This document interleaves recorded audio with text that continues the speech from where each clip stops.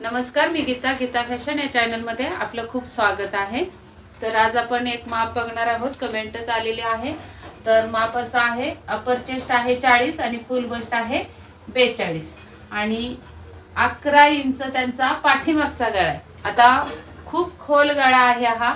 या गळ्यासाठी कटिंग कशी करायची आहे, आपल्याला कटिंग मध्ये काय बदल केले पाहिजेत हे मी सविस्तर सांगणार आहे। तो व्हिडिओ स्किप करू नका, पूर्ण बघा आणि आवडला व्हिडिओ तर नक्की एक लाईक केल्याशिवाय जाऊ नका आणि नवीन बघत असाल तर नक्की सबस्क्राइब करा आणि बेल आयकॉनची घंटी दाबा। तर 42 साइज आहे। 42 साइज साठी आपल्याला घडी घ्यायची आहे। पाठीमागचा भाग आपला कट होणार आहे 40 च्या मापाने आणि पुढचा भाग कट होणार आहे 42 च्या मापाने। तर पाठीमागच्या भागासाठी आपण घडी घ्यायचे 40 चा चौथा भाग येतो 10 इंच आणि त्यापुढे द्यायचं आहे आपल्याला 1.5 इंच मार्जिन। हे पण इथं असं टाकून देऊयात।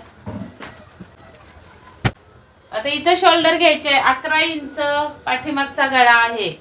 महत्त्वाचा पॉइंट हा गळा आहे। गळ्याच्या मापावर, गळ्याच्या उंचीवर पूर्ण कटिंग बदलते, हे लक्षात घ्या। तर शोल्डर आपली समजा 42 च्या साठी आपण 14.5 घेतली। हे अंगावरचं माप 14.5, त्याचे निम्मे येतात 7.25। तर 7.25 वर एक खूण करून घ्यायचे अशी आणि त्यामधून आता आपल्याला 11 इंच गळ्यासाठी, 11 इंचचा गळा आहे तर 11 इंच गळ्यासाठी आपल्याला काय करायचंय, 11.5 वर आपल्याला खूण करून घ्यायचे।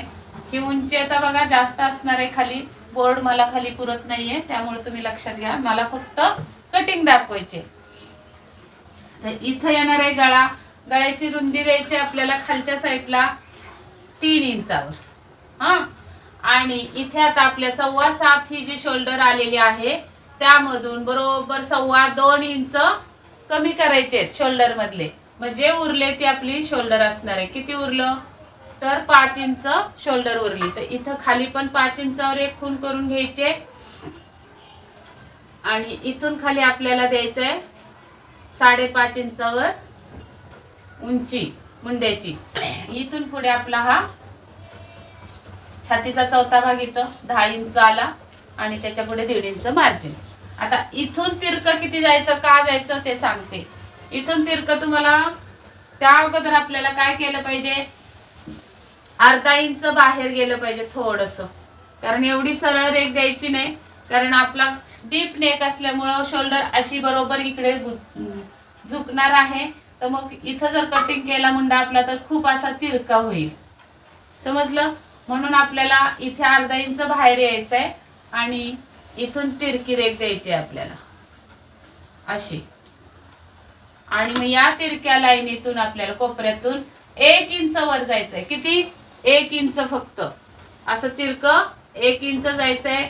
याचा मध्य काढून घ्यायचंय असा आणि इथून हा राऊंड द्यायचा आहे मुंड्याचा असा। या पद्धतीने बघा, बाहेर अर्धा इंच गेलीये, मग तिरका मुंड्याची रेष दिली आहे, तिथून तिरकी 1 इंच जायचंय फक्त आणि हा मध्य काढून मुंड्याचा आकार द्यायचा आहे। हे झालं मुंड्याचं। इथे खाली तुमची जी पण कंबर असेल ते कंबर, त्यामध्ये 1 इंच कमरेचा चौथा भाग, नंतर 1 इंच टक साठी आणि 1.5 इंच मार्जिन, असं हे तुमचं इथं माप येणार आहे खाली। आता याच्यामध्ये आपल्याला शोल्डर पट्टी बघायची आहे। तयार ब्लाउज जर असेल मापाला तर इथं मोजून बघा किती आहे, त्यामध्ये 1.25 इंच प्लस करा आणि जर अंगावर माप घेतलं असेल तर 3 इंचावर टाकून द्या। हा येणार आहे आपल्या गळ्याचा बॉक्स तयार होणार आहे इथून। मग इथून आपल्याला हा कोणताही आकार तुम्ही देऊ शकता गळ्याचा असा, किंवा राऊंड शेप पण देऊ शकता। इथे येणार आहे आपली 1 इंचाची टक्स बरोबर। त्यानंतर आपल्याला या साइडने 1.25 इंच वर जायचंय खालून इथं वर आणि टक्स बरोबर असं तिरकस कट करायचंय। हे जे कापड आहे इथं मी ड्रॉ करते ते कट करून टाकायचंय। हे कट केल्याने काय होणार आहे, इथं उंची कमी होणार आहे ब्लाउजची, तुमच्या इथं उंची कमी होणार आहे, त्यामुळे इथे चुन्या येणार नाहीत। इथे खाली येतात चुन्या, गोळा होतात, ते होत नाही, प्लेन बसतो ब्लाउज। या पद्धतीने मुंडा टाकला तर इथं सुद्धा चुन्या येणार नाहीत मुंड्याला, असा प्लेन बसणार आहे। शोल्डर अशा पद्धतीने कमी केलीत तुम्ही तर शोल्डर सुद्धा इथून खाली खांद्यावरून पडणार नाही। तर ही कटिंग झाली 11 इंच गळ्यासाठी पाठीमागची। आता हीच कटिंग तुम्ही कट करून घ्यायची आणि पुढच्या भागाला टाकायचे आणि मग त्याच्यावर तुम्ही हा ब्लाउज छापून घ्यायचा आहे कट केलेला पार्ट आणि त्यामध्ये पुढच्या भागाची हुकाय पट्टीचं मार्जिन सोडायचं या साईडला। आता हे आपण छापून घेतलं असं समजू आणि हे आता मार्जिन दिले आपण हुकाय पट्टीसाठी। हे मी पुसून टाकते टक्स आणि गळा, म्हणजे आपला हा छापलाय असं समजायचं। आता आपण काय केलंय, हा मुंडा छापलाय तर हा मुंडा कुठं आलाय, इथं आलाय या रेषेला। मग मी प्रत्येक व्हिडिओ मध्ये सांगते पुढच्या भागाचं कटिंग करताना अर्धा इंच आतमध्ये यायचं, म्हणजे हा अर्धा इंच ऑलरेडी आपला आहे, ती खून मी इथं टाकून घेतली आणि मग हा पाठीमागचा मुंडा आहे तो मी पुसून टाकते। तुमचा तसाच राहणार आहे कारण तुम्ही ड्रॉ केलाय, पण मला तुमचं जमलिंग होऊ नये म्हणून मी हा पुसून टाकलाय। आता इथून आपल्याला 1 इंच परत टाकायचंय आणि याचा अर्धा करायचा आहे आणि हा राऊंड द्यायचा आहे आपल्याला मुंड्याचा। हा मुंडा असा येणार आहे। नंतर इथून खाली टाकायचा आहे आपल्याला छातीचा चौथा भाग। छातीचा चौथा भाग कुठला, बसचा चौथा भाग येणार आहे 10.5 बरोबर।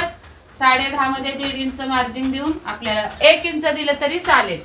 11.5 वर खून करून घ्यायचे, तिथे एक अशी लाईन ओढायची आणि या लाईनीवर तुम्हाला टाकायचा आहे 42 चा चौथा भाग। इथे आपण 40 चा टाकला होता तर इथं टाकायचा आहे 42 चा आणि मग तुमचा आता इथून पुढे तुम्हाला माहितीच आहे खालून 2.5 इंच क्रॉस पट्टीसाठी मारून घ्यायची रेग अशी।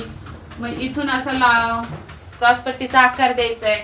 मग तुमची जी कटोरी काय असेल तर 42 साठी 6 इंचाची कटोरी, तर इथं गेली खून केली, इथून सरळ, इथून पुढचं तुम्हाला माहिती आहे।